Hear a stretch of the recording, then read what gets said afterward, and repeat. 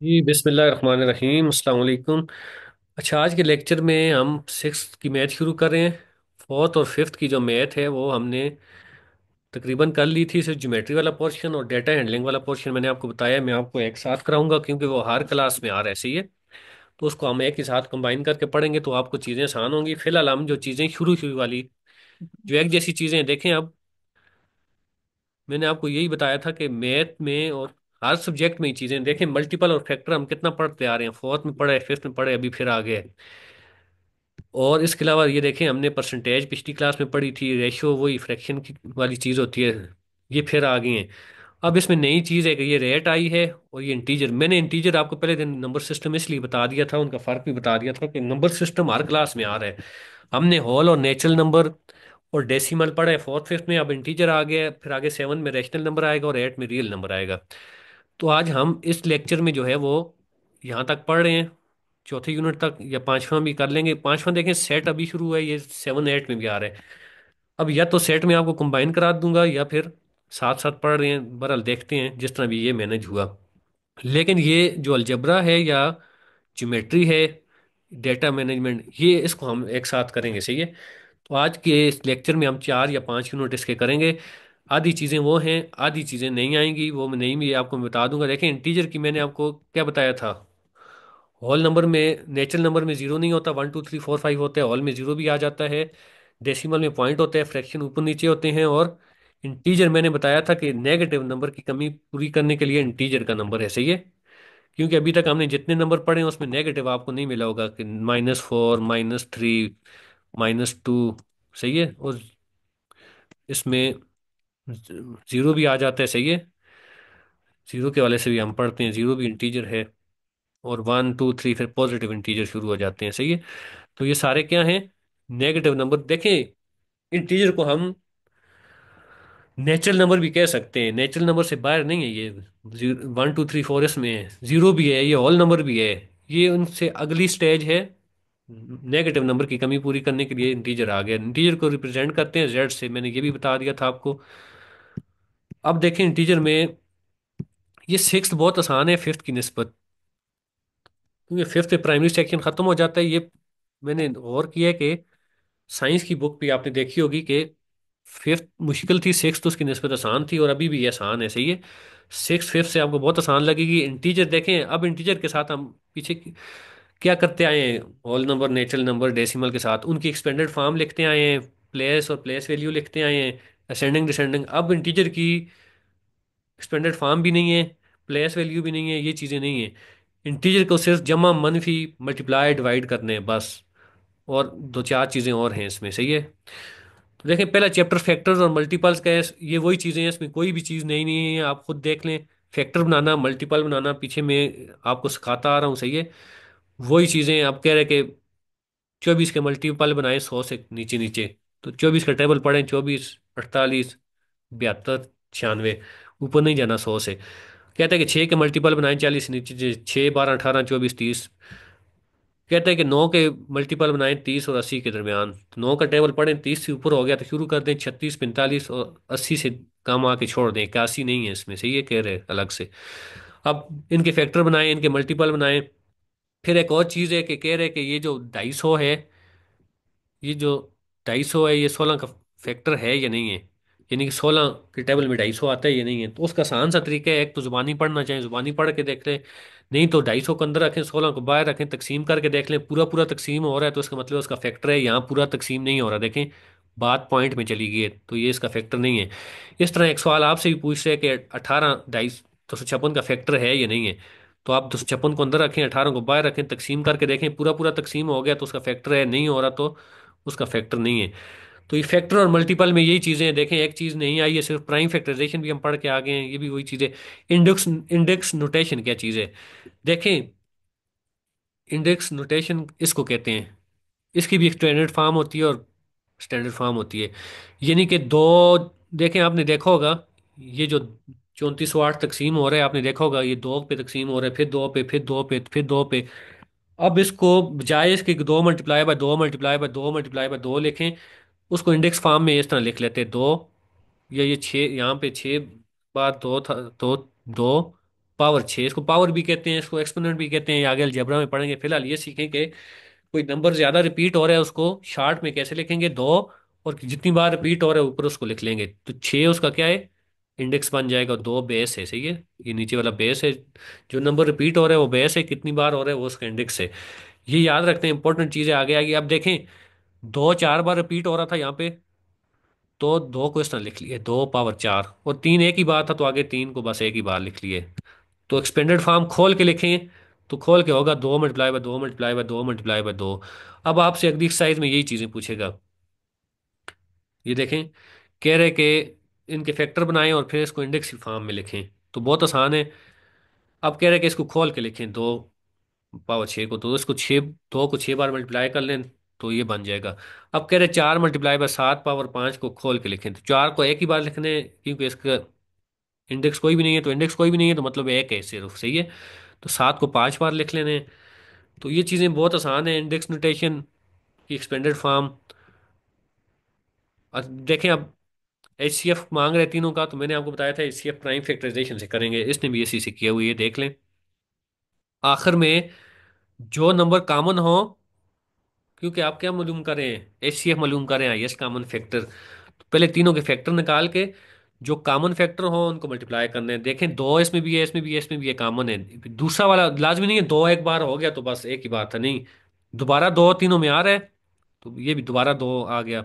अब और कोई भी नहीं है तो बस ये 2 × 2 4 इसका एच सी एफ है, सही है। अब डिवीजन मेथड से मैंने आपको बताया था एच सी एफ भी होता है, लेकिन हम H C F division method से नहीं करेंगे, हम एलसीएम डिवीजन मेथड से करेंगे, सही है। तो एलसीएम आगे देखें, उसने कोई सवाल ये किया हुआ है डिवीजन मेथड से, बल्कि ये प्राइम फैक्टराइजेशन से किया हुआ है, ये डिवीजन मेथड से किया हुआ है। तो हम एलसीएम जब भी आएगा उसको डिवीजन मेथड से करेंगे। ये देखें, आखिर में सबको मल्टीप्लाई कर देगा और तो एलसीएम निकल आएगा, ये देखें, ये भी किया हुआ है उसने। तो बहुत आसान है, एच सी एफ एलसीएम, उसके सारे कंसेप्ट मैंने खोल के बता दिए आपको। अब बहुत इंपॉर्टेंट फार्मूला आ रहा है, ये इसको नोट करें अपने पास। बहुत इंपॉर्टेंट फार्मूला है, इससे एक एमसीक्यूज लाजमी आते हैं। H C F multiply by L C M is equal to A multiply by B. H C F multiply by L C M is equal to A multiply by B. अब इस फार्मूले में से आपसे क्या पूछ सकते हैं, बाज औकात एच सी एफ और एल सी एम दे देगा, कहेगा कि ए मल्टीप्लाई बाई बी क्या है, यानी ए मल्टीप्लाई बाई बी का मतलब है प्रोडक्ट ऑफ टू नंबर या प्रोडक्ट ऑफ ए और बी। तो आपने H C F L C M को मल्टीप्लाई कर देने, तो ए मल्टीप्लाई बाई बी आ जाएगा। बाज औकात आपको एच सी एफ भी दे देगा, ए भी दे देगा, बी भी दे देगा, एलसीएम मालूम करने का कहेगा। तो देखें, ये चीज़ भी है, ये भी है, ये भी है, सिर्फ एलसीएम नहीं है। तो एलसीएम को अलग कर दें, अलग करने के लिए एच सी एफ मल्टीप्लाई हो रहा है तो इधर डिवाइड कर दें, तो एलसीएम निकल आएगा। अगर आपको एलसीएम दे रहा है, ये 2 नंबर भी दे रहा है, एच सी एफ फाइंड करने का कह रहा है, तो उसका क्या तरीका है, एलसीएम को दूसरी तरफ डिवाइड कर लें, एच सी एफ आ जाएगा। बाकी तीनों चीज़ें आपके पास हैं, जाहिर बात है। अगर इस तरह भी हो सकता है, एचसीएफ भी दे दे, एलसीएम भी दे दे, एक नंबर भी दे दे कि एक नंबर फलां है तो दूसरा नंबर मालूम करें, तो उसमें क्या करेंगे, जो नंबर मालूम करने हैं उसको इधर ही छोड़ेंगे, दूसरे नंबर को इधर नीचे डिवाइड कर लेंगे, सही है। तो एक ही फार्मूले के अंदर से ये सारी चीजें देखें। अब आपसे यही मांग रहे हैं इस फार्मूले में, कहते हैं कि एक नंबर है, उस कहते हैं कि एलसीएम फाइंड करें ऐसे नंबर का जिसका एच सी एफ 128 है, और वो नंबर 2 क्या है, क्योंकि एच सी एफ एलसीएम 2 ही नंबरों का हो सकता है, एक का तो हो नहीं सकता। 256 और 128 है, देखें, ए दे दिया 256, बी दे दिया 128, दोनों मालूम है, एच सी एफ भी मालूम है, एलसीएम से निकालना है तो एच सी एफ को यहाँ पे तकसीम करें, इस साइड लेके आए तो आपका सवाल सारा हल हो जाएगा। यहाँ पे आपको कह रहे हैं कि एच सी एफ भी दे दिया, एलसीएम भी दे रहे, कह रहे कि नंबरों का प्रोडक्ट मालूम करें, मैंने पहले ही बता दिया प्रोडक्ट होता है ए मल्टीप्लाई बाई बी। आपको एच सी एफ एलसीएम दे रहे हैं, ये मालूम करने का कह रहे हैं, तो एच सी एफ एलसीएम को मल्टीप्लाई कर लें तो आपके पास ए बी आ जाएगा, सही है।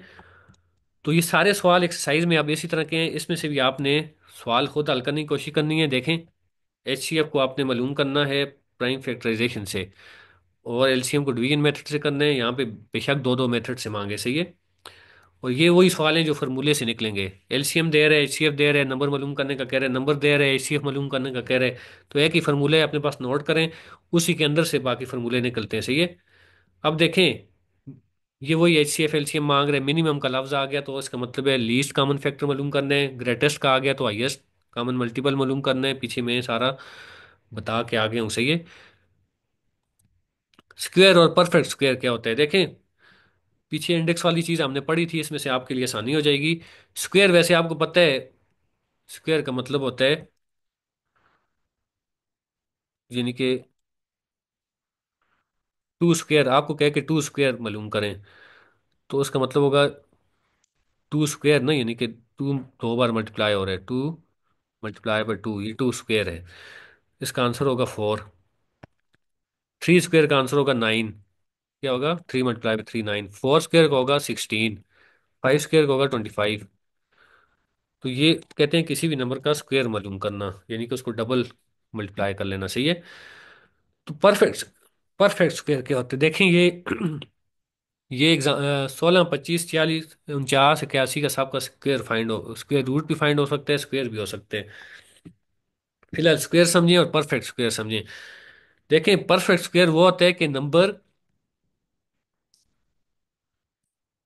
उसी नंबर का, यानी कि उसी नंबर का इंडेक्स भी बन जाता है। और देखें तीन मल्टीप्लाई बाय तीन नौ बना रहे, दो मल्टीप्लाई बाय दो चार बना रहे, चार मल्टीप्लाई बाय चार सोलह बना रहे, पांच मल्टीप्लाई बाय पांच, ये इसको आप इंडेक्स में लिखें तो three square, two square, five square.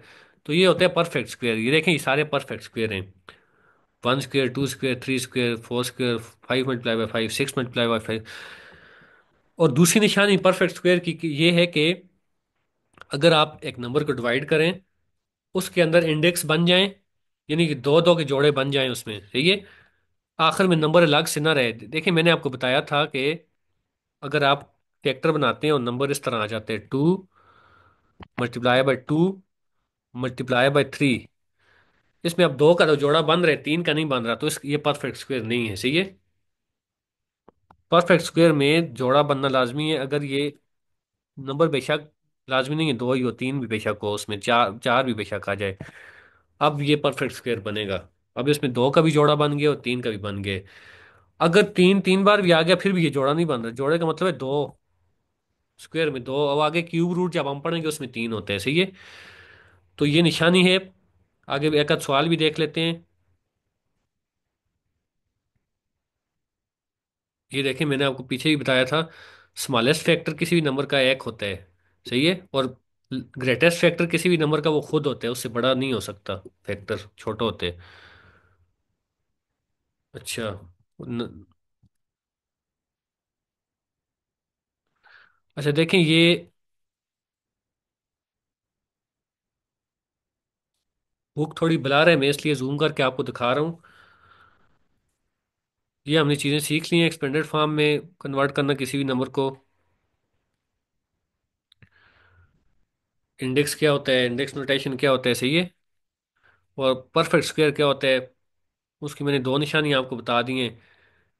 तीन मल्टीप्लाई बाय तीन, चार मल्टीप्लाई बाय चार, पाँच मल्टीप्लाई बाय पाँच, या तकसीम करें उसमें जोड़ा बन रहा है तो वो परफेक्ट स्क्वायर है। बेशक उसमें दो के अलावा तीन भी आ गया, तीन का भी जोड़ा बन रहा है, दो का भी, तो परफेक्ट स्क्वायर है। ऐसा नंबर अकेला नंबर उसमें आ गया जिसका जोड़ा ना बन रहा हो तो वो फिर परफेक्ट स्क्वायर वो नंबर नहीं है, सही है। तो ये आगे दोबारा भी आएगा। फिलहाल अब हम इंटीजर पे जाते हैं, जो असल चीज़ इसमें नहीं आई है। इंटीजर देखें मैंने आपको बता दिया है, उसमें माइनस भी होता है, प्लस भी होता है, जीरो भी होता है। जीरो भी इंटीजर है, लेकिन जीरो क्या है, जीरो न पॉजिटिव है न नेगेटिव है, ये याद रखते हैं। जीरो के हवाले से देखें, जीरो इवन में आता है, मैंने आपको पहले बताया था। जीरो और वन जो है वो प्राइमरी में, यानी कि जीरो और वन जो है वो प्राइम और कॉम्पोजिट में जब हमने पढ़ा था, तो जीरो और वन मैंने आपको बताया था कि ना प्राइम है ना कॉम्पोजिट है, सही है। जीरो अलबत्ता इवन है, और यहाँ पे इंटीजर में बात आ गई है, तो जीरो क्या है, ना पॉजिटिव इंटीजर है, इंटीजर है। लेकिन देखिए इंटीजर की दो किस्में है ना, मैंने आपको बताया था। ये जो है ये पॉजिटिव इंटीजर हैं जिनके साथ प्लस है, ये नेगेटिव इंटीजर हैं जिनके साथ माइनस है। जीरो ना पॉजिटिव है ना नेगेटिव है, जीरो के साथ आपने कभी भी ना प्लस लिखा हुआ देखा होगा ना माइनस। अब देखें ये तीनों मैंने आपको तीनों का फर्क बता दिया है। फिर कह रहे हैं कि स्मॉलेस्ट पॉजिटिव इंटीजर क्या होगा, स्मॉलेस्ट सबसे छोटा पॉजिटिव इंटीजर, ये पॉजिटिव इंटीजर है ना। तो आपसे पूछ लिया कि सबसे छोटा पॉजिटिव इंटीजर क्या है, जीरो तो नहीं है, यहाँ से है। ज़रा बता सबसे छोटा इनमें एक है, तो स्मॉलेस्ट पॉजिटिव इंटीजर एक है। आपसे पूछे कि नेगेटिव में स्मॉलेस्ट नहीं पूछेगा, नेगेटिव में स्मॉलेस्ट माइनस हो के वो लाख तक पहुंच जाएगा माइनस, क्योंकि माइनस जिस नंबर के साथ होगा वो नंबर जितना बड़ा होगा फिर वो उतना ही छोटा होगा। माइनस लाख जो है वो माइनस एक से छोटा है, सही है। तो ग्रेटेस्ट नेगेटिव पूछेगा, ग्रेटेस्ट नेगेटिव इंटीजर कौन सा है, सबसे बड़ा नेगेटिव इंटीजर माइनस वन है, सही है। तो देखें नंबर लाइन पे लिखते हैं इंटीजर को, ये नंबर लाइन बना दी उसने। सही है। प्लस वालों को एक तरफ लिखेगा आप, और माइनस वालों को लेफ्ट साइड पे लिखेगा। ये नंबर लाइन है देखें। ये पॉजिटिव इंटीजर है, ये नेगेटिव इंटीजर है, दरमियान में एक, दरमियान में जीरो है। सही है। अब आप कोई भी नंबर नंबर लाइन पे लिख सकते हैं आसानी के साथ। इनको कहते हैं कि आप, इनमें पॉजिटिव कौन से हैं, जिनके साथ प्लस है वो पॉजिटिव है। इनमें कहता है कि ऑपोजिट कौन से हैं। -5 का ऑपोजिट इंटीजर क्या है? साइन चेंज होगा सिर्फ, -5 का +5 होगा, +11 का -11 हो जाएगा। फिर कहते हैं कि इनमें से, इनके दरमियान कौन कौन से इंटीजर आते हैं। कहते हैं कि -4 और 6 के दरमियान कौन कौन से इंटीजर आ रहे हैं। देखें ये -4 है, और ये आगे मैं इसको 6 तक लिख लेता हूँ। -4 और 6 के दरमियान ये इंटीजर आते हैं सारे। ये -3, -2, -1, ये सारे इनके दरमियान आते हैं। सही है। तो इस तरह पूछ सकते हैं। -7 और -1 के दरमियान कौन से आते हैं, आप पूछ रहे। तो जरा बताए, -7 तक आप इसको ले जाएं इधर से, -4, -5, -6, -7, तो यहाँ से लेके यहाँ तक जितने भी आ रहे हैं। सही है। फिर ये पूछ सकते हैं कि ये साइन देखें उसका होता है लेस देन को होते हैं, ये ग्रेटर देन को होते हैं। आपसे पूछ रहे हैं कि 5 से छोटे छोटे इंटीजर कौन से हैं। 5 से छोटे छोटे, जाहिर बात है ये इस तरफ वाले सारे 5 से छोटे हैं। आपसे 4 मांगते हैं, 5 मांगते हैं, 6 मांगते हैं, जितने भी मांग रहे हैं। फिर कहते हैं कि -6 से बड़े कौन कौन से इंटीजर हैं। तो -6 से बड़े बड़े इस तरफ वाले सारे, इसमें -5 भी आ जाएगा, ये सारे उससे बड़े हैं। सही है। तो इस तरह के सवाल हैं इसमें। फिर आखिर ये इसमें कह रहे हैं कि एक बंदे ने 12,000 की कमाई की है, तो उसको इंटीजर में कैसे लिखेंगे। देखें कमाई, किसी ने कमाई की है, किसी को प्रॉफिट हुआ है, फायदा हुआ है, उसके साथ पॉजिटिव लिखेंगे। कोई चीज ऊपर जा रही है, अबव है, उसके साथ भी पॉजिटिव लिखेंगे। नेगेटिव किसके साथ लिखेंगे। एक बंदे ने उधार ले लिया 700 का, तो उसके साथ नेगेटिव लिखेंगे, -700। टेम्परेचर कह रहे बिलो है, कम है, तो उसके साथ नेगेटिव लिखेंगे। प्रॉफिट फायदा हुआ है, पॉजिटिव लिखेंगे। लॉस हो गया, नुकसान हो गया, नेगेटिव लिखेंगे। बिलो, अबाउ, बिलो कोई चीज है उसके साथ नेगेटिव लिखेंगे, अबाउ है तो पॉजिटिव लिखेंगे।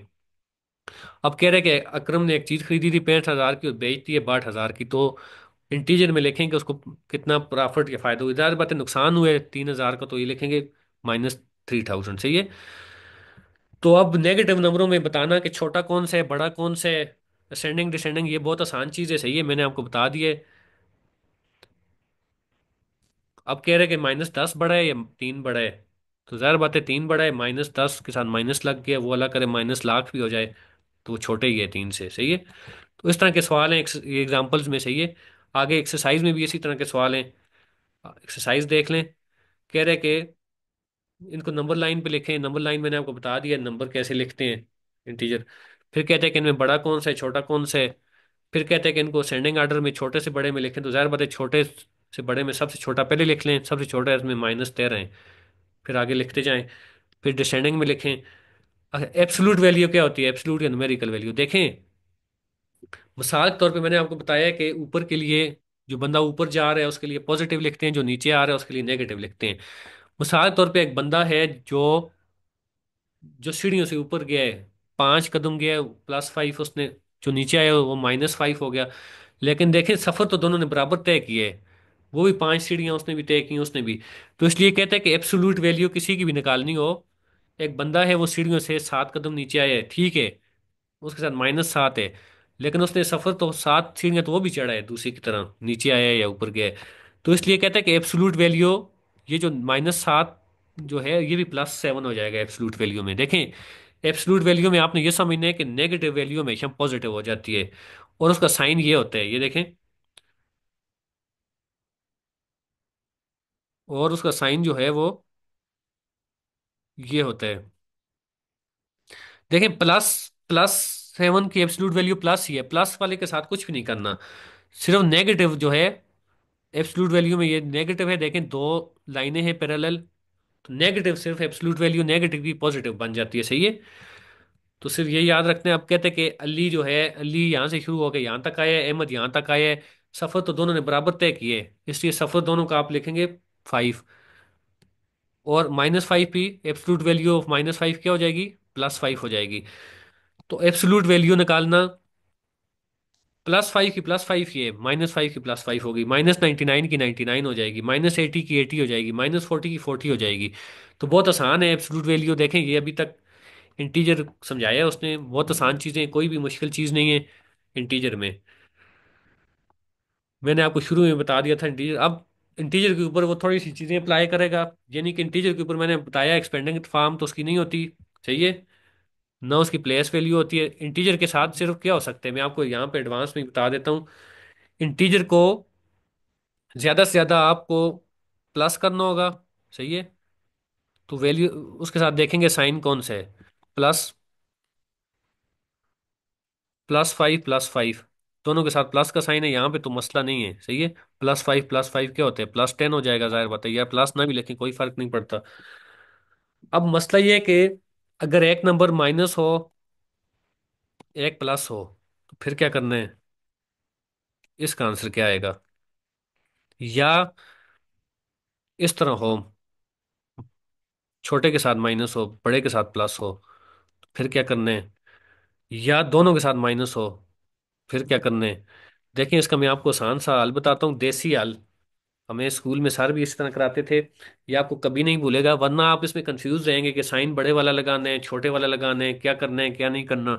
फिर नीचे अभी आगे मल्टीप्लाई के सवाल भी आ रहे हैं इसमें, कि दो नंबर मल्टीप्लाई हो रहे हैं, तो उसमें कौन सा साइन लगाना है, सही है। ये मल्टीप्लाई का साइन है, सही है, इसमें आपने वो नहीं होना। दोनों ज़ाहिर बात पॉजिटिव हैं, तो बल्कि इसको एक को एक को 3 कर लेते हैं, सही है। अच्छा, इसी तरह अगर एक के साथ पॉजिटिव का साइन है, दूसरे के साथ नेगेटिव है, तो फिर क्या करेंगे। ये -5 है, और ये जो है 3 है, +3 है, यानी कि तो फिर क्या होगा। या फिर इसमें इस तरह है कि यहाँ पे बड़े के साथ प्लस है और छोटे के साथ माइनस है, तो फिर क्या होगा। तो देखें इसका, या दोनों के साथ माइनस है, आखिरी जो सिचुएशन हो सकती है वो यही हो सकती है, दोनों के साथ माइनस है। -5 मल्टीप्लाई बाय -5। देखिए इसका मैं आपको एक, इनको तो छोड़ दें, देखें प्लस प्लस वालों में तो मसला नहीं है। अब आप इसको कैसे याद रखेंगे। देखें आप इसको, ये जो प्लस माइनस के सवाल है ना, आप इसको अपने पास नोट भी कर लें। इसको आपने हमेशा किससे समझने, फायदे और नफे और नुकसान से। देखें प्लस माइनस हो रही है ना कोई चीज़, या फायदा हो रहा है या किसी चीज़ का नुकसान हो रहा है, इसको आपने फायदे नुकसान से समझने। इसको आपने उसका वो हमें टीचर ने स्कूल में भी समझाया था कि दुश्मन दोस्त से समझने। मैं आपको बताता हूँ कैसे, पहले इसका मसला हल कर लें। देखिए -5 मैंने आपको बताया था, आपको कोई नुकसान होता है तो उसके साथ माइनस लगाते हैं, फायदा हो तो प्लस लगाते हैं। अगर आपसे 5 रुपए गुम हो गए हैं और 3 रुपए आपको मिल गए हैं कहीं से, 5 गुम हो गए हैं, 3 मिल गए हैं, तो आखिरी सूरत हाल क्या है, आप फायदे में हैं नुकसान में हैं। ज़्यादा बात है, ज़्यादा गुम हुए हैं, कम मिले हैं, तो हैं तो आप नुकसान में हैं। कितने नुकसान में हैं, 2 रुपए का नुकसान। 3 रुपए गुम हुए हैं और किस्मत से 5 मिल गए हैं, तो आप फायदे में हैं। कितने फायदे में हैं, 2 रुपए के फायदे में हैं। आपसे 5 गुम हो गए, आगे किस्मत और खराब थी, 3 और गुम हो गए, तो आप नुकसान में हैं। कितने नुकसान में हैं, 8। बस अब ये आपको लिखने की भी शायद जरूरत ना पड़े। कुछ लोग कंफ्यूज होते रहते हैं कि साइन बड़े वाला लगेगा, छोटे वाला लगेगा, इस तरह लगेगा, उस तरह लगेगा। जब भी ये चीज़ आए अपने पास नोट करें, नुकसान और खसारे से करना है, सही है, सॉरी, नुकसान और फायदे से करने हैं। अब इसको कैसे करना है, देखिए प्लस प्लस वाले का तो मसला ही नहीं है, मसला इनका है कि साइन मुख्तलिफ हों तो क्या होता है। देखें इसमें सर ने हमें स्कूल के टाइम कराया था, बल्कि मैंने खुद भी इस पे सोच विचार की है, तो स्कूल वाली चीज़ें तो हमें भूली हुई थी। देखें माइनस, ये हमें सर ने इस तरह, ये सारे नुकसान से समझ लें, और ये इसको समझ लें दोस्त दुश्मन से। बल्कि ये तो सर ने नहीं कराया था, ये मेरी अपनी इजाद है, नुकसान खसारे वाली, सही है।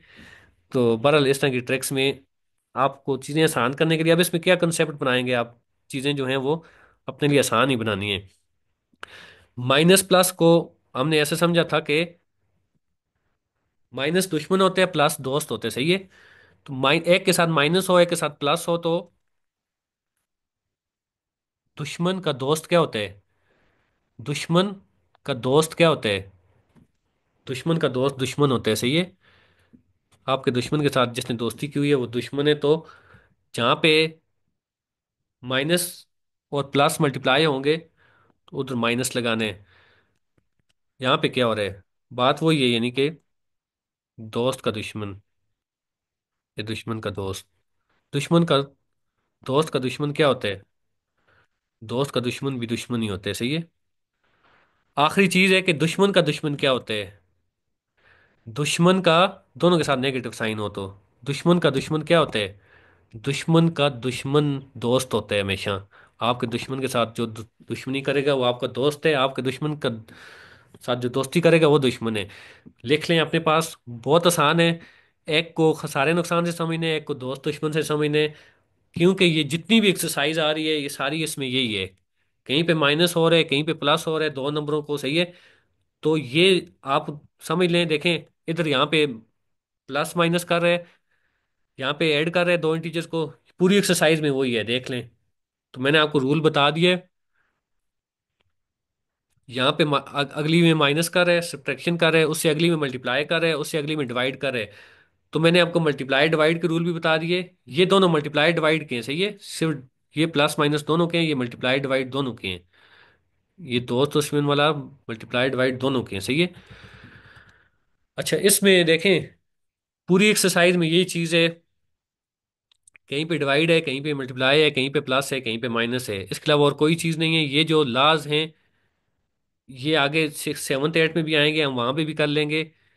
इसको मैं आपको थोड़ा सा जुबानी बता देता हूँ। क्लियर लॉ ऑफ इंटीजर है, आगे क्लियर लॉ ऑफ आएगा, क्या कहते हैं, नेक्स्ट चैप्टर में जब हम पढ़ेंगे रियल नंबर, तो रियल नंबर में भी आएगा, और रैशनल पढ़ेंगे तो रैशनल में भी आएगा, सही है। तो ये जो लॉ है, कम्यूटेटिव लॉ क्या होता है, एसोसिएटिव लॉ होता है, मल्टीप्लिकेटिव क्या होता है, मल्टीप्लिकेटिव आइडेंटिटी क्या होता है, ये मैं थोड़ी थोड़ी आपको बता देता हूँ, सही है। ये आगे आते रहेंगे इसमें, सही है। क्लियर लॉ तो देखें बहुत आसान से है। क्लियर लॉ में कह रहे हैं कि जब भी दो इंटीजर को, क्योंकि हम इंटीजर पढ़ रहे हैं, आप कहते हैं कि जब भी हम दो इंटीजर को मल्टीप्लाई करेंगे, या क्लियर लॉ मल्टीप्लिकेशन है, ऊपर क्लियर लॉ ऑफ एडिशन है, कहते हैं कि जब भी हम दो नंबरों को इंटीजर को मल्टीप्लाई करेंगे या प्लस माइनस करेंगे उसका आंसर इंटीजर ही आएगा। इंटीजर से बाहर ऐसा नहीं है कि दो इंटीजर को मल्टीप्लाई कर लें तो आंसर उसका कोई और नंबर आ जाए, रियल आ जाए या कुछ और आ जाए, नहीं। ये देखें, -5 और 3 को जमा किया ना, -2 आया, -2 भी इंटीजर है। -3 और 5 को जमा किया, +2 आया, ये भी इंटीजर है।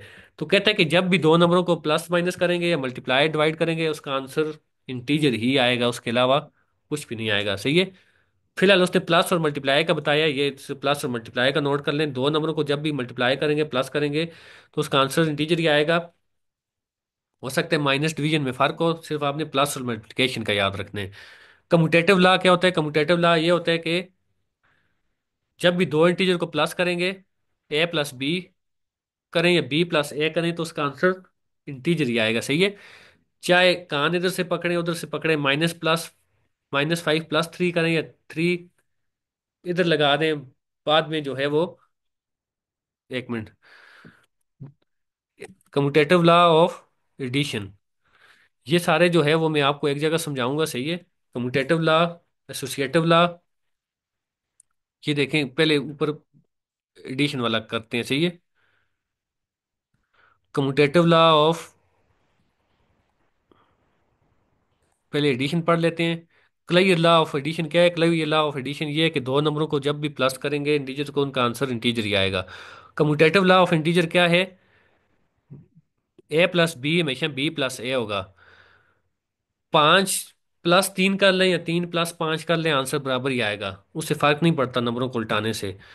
कम्यूटेट एसोसिएटिव लॉ क्या है? एसोसिएटिव लॉ में तीन चीजें आ जाती हैं। कहते हैं कि A + B + C = A + B + C होगा।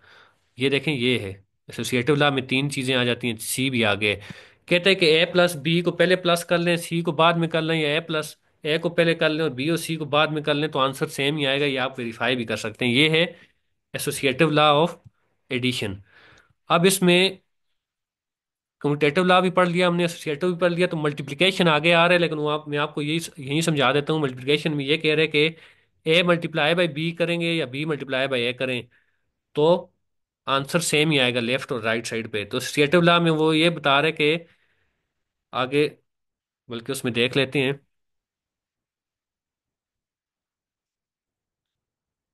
ये है जी एसोसिएटिव लॉ ऑफ मल्टीप्लिकेशन। इसमें कह रहे हैं कि आप ये A multiply by B multiply by C कर लें, या A multiply by B multiply by C. A multiply by B को ब्रैकेट में रखते हैं, सी बाद में करते हैं, या ए को पहले करके बी सी को रखते हैं, तो आंसर सेम ही आएगा। ये अपने पास नोट करते जाएं, सही है। मैंने आपको दो लॉ बता दिए, तीन लॉ बता दिए, क्लियर लॉ दोनों का बता दिया, कम्यूटेटिव भी दोनों का बता दिया, और एसोसिएटिव भी दोनों का बता दिया, सही है।